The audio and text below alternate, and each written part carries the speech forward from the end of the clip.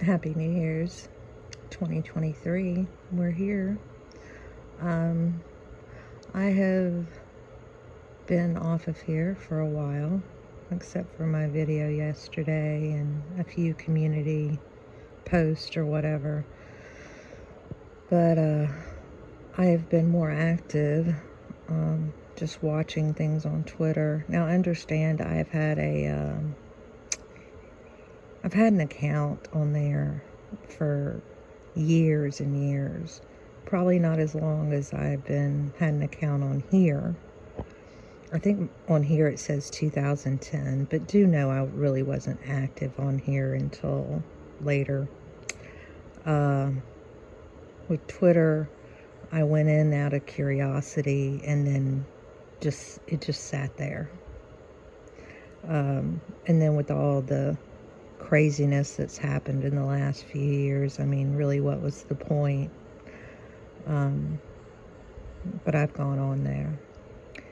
But that's just recently what I've been looking at, just to see the overall, get the climate of kind of what's going on.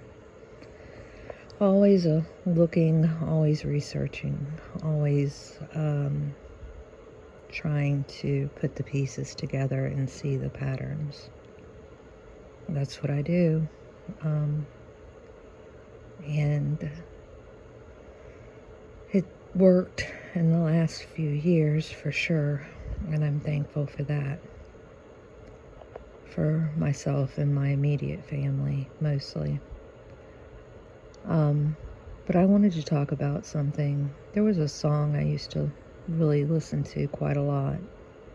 End of the Innocence, Don Henley.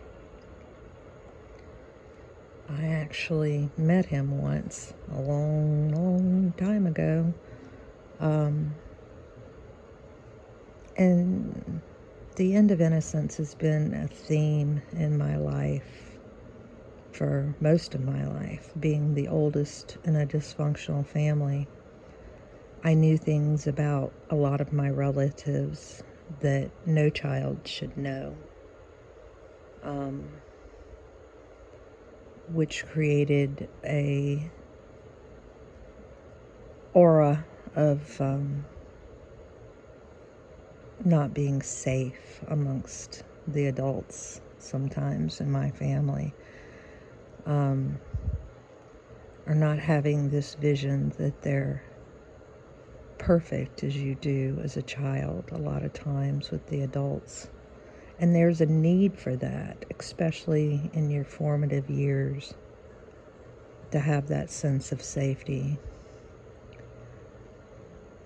I guess you could say a lot of people have children who probably have no business, but then some of them do improve over the years with maturity.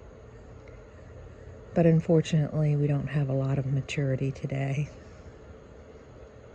And there really isn't too much of a loss of innocence. And bear with me on this one so that you can understand what I'm trying to tell you. There's a loss of innocence on one spectrum. Children growing up too fast, knowing things sexually that they shouldn't know, knowing things about adults that they shouldn't know, seeing the struggles and things, personal information within their family that's just not necessary. But then the government has stepped in and created this innocence among people that is different and disturbing. And it's created by not educating them properly or sending them in the right, proper direction that would help them to be a more complete, whole person. Our society has moved towards, if you buy these brand new Air Jordans, then you're a good person, and that makes you a valuable member of society. If you know how to dribble a basketball really well, or throw a football really well, or hit a baseball really well, then you are a valuable member of society. You are put above others. So everything has been more of a material, money-making push. You need to have this, and you need to have that, and you need to have this, and you need to have that. It's all tangible, material items. In no way have they really pushed for an overall understanding of who or what we are as human beings and the truth of what it is that we live in. They keep us dumb, and they keep us stupid, and they keep us innocent in a sense. Knowledgeable in all the wrong ways, stupid in the valuable ways, the ways that could make your life better.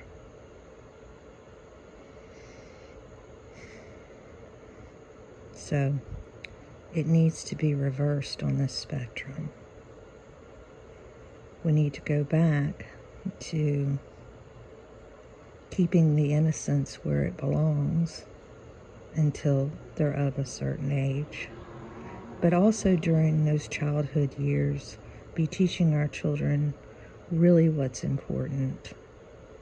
And it's very difficult to do when the propaganda surrounding them through their phones, iPads, televisions, their friends, other adults in their lives, push for the material being the most important. Excuse me. And that's what causes this level of ignorance that we see across the world. Nobody knows how to think for themselves. Why? Because they haven't had to think for themselves. Somebody's always told them, here, this is what you memorize, and if you memorize this, you can get 100% on the test. We don't want to know what you think. We don't care what you think. We will proclaim that we do, and that we're trying to teach you critical thinking, but not really and truly do we believe in any of that. We're just telling you what's the truth. We're telling you what to think. We're telling you what to memorize, and then you regurgitate it. Anything outside of those lines is wrong. That works really well when you're talking about basic mathematics. That really works well when you're talking about basic subject-verb agreement. But when you get into higher order thinking and other subjects that need to be explored more readily and questioned, like science, they still don't question. They just regurgitate what they have memorized. And that's where we are today. A whole bunch of people with pieces of paper that are material, who went through years of college, who had to memorize what they told them was correct. And then at the end, we aren't allowed to question any of it. We are still extremely innocent in the wrong areas. Another word would be naive. And it's time to grow up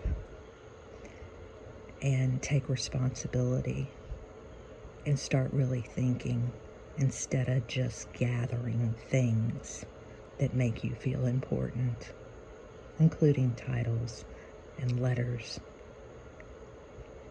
and money. We've gone the wrong direction, people. And it's time to flip it. I hope all of you are doing well. And we need to have an end to this type of innocence, because it's truly destroying us. Love to you all. Here's to 2023 and knowledge taking its rightful place in the forefront instead of in the rear. We have the power